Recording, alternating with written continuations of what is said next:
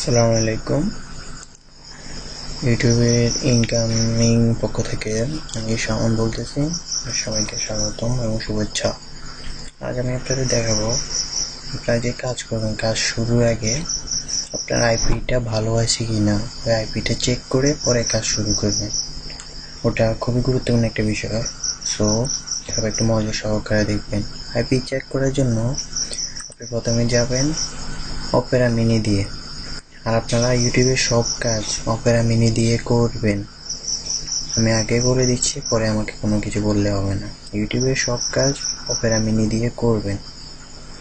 তো অপেরা মিনিতে যাওয়ার পর লিখবেন WHOER roar.net, লিখে এন্টার দিবেন। এখানে প্রবেশ করার পর আপনার আইপি দেখাবে এবং আইপি দেখাবে। আমি এখন IP software VPN software use করছি না, সো আমার আইপি একটু প্রবলেম হবে। তো আপনি দেখছেন এখানে দেখাচ্ছে 90%। আপনি এটাকে 100% করতে হবে। এটা এখন কি কারণে 100% হচ্ছে না, আপনি তা দেখার জন্য জাস্ট উপরে ক্লিক করবেন, তখন তারা দেখাবে এই যে 10% শো করছে যে ব্ল্যাক লিস্ট। আইপি প্রবলেম আমার আইপি প্রবলেম কীভাবে বুঝছে দেখেন, ব্ল্যাক লিস্ট দেওয়া আছে ইয়েস। এখানে ব্ল্যাক লিস্ট যদি ইয়েস থাকে, আপনি ওই আইপি কখনো ইউজ করবেন না, তাহলে আপনার ইউটিউবে কোনো কাজই লাভ হবে না, সবগুলা কাজ বাতিল হয়ে যাবে। সো আইপি একটা কাজ না হলে আরেকটা আইপি দিবেন, এভাবে চেক করবেন। যতক্ষণ পর্যন্ত এখানে ব্ল্যাক লিস্ট নো অপশন আসে ততক্ষণ পর্যন্ত ওই আইপি ইউজ করবেন না। যখন দেখবেন এখানে নো দেখাচ্ছে, তখনই আপনি কাজ শুরু করবেন এবং এখানে 100% করে নেবেন। এ হলো আইপি প্রবলেম। এছাড়া অনেক সময় দেখাবে টাইম জোন প্রবলেম।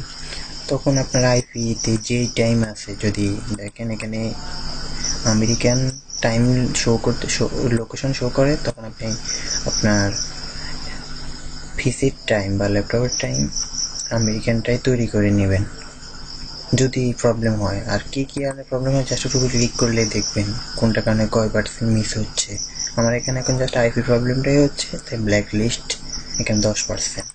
আমি যদি আইপিটা ঠিক করি, তখন এখানে রিপ্লে দেওয়ার সাথে সাথে এখানে 90% থেকে 100% হয়ে যাবে।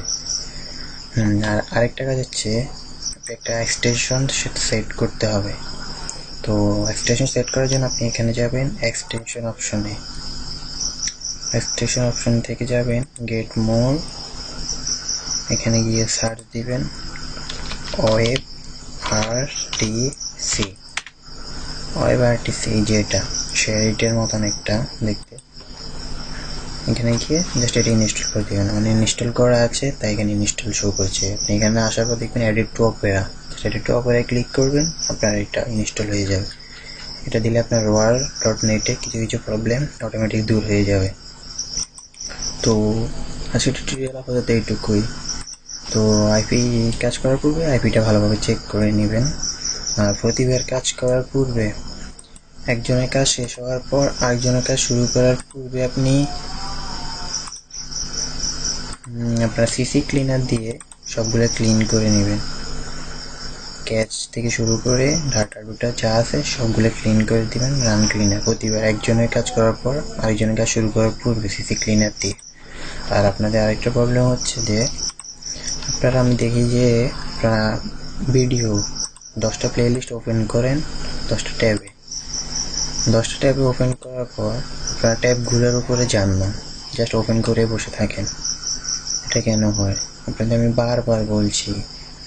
ট্যাবে যাবেন, যাওয়ার প্রতিটা ট্যাবের ওপর আলাদা আলাদাভাবে ওপেন করবেন।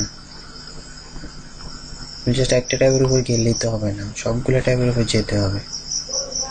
যেমন আমি দেখাচ্ছি, আপনি এখান থেকে 10টা ভিডিও,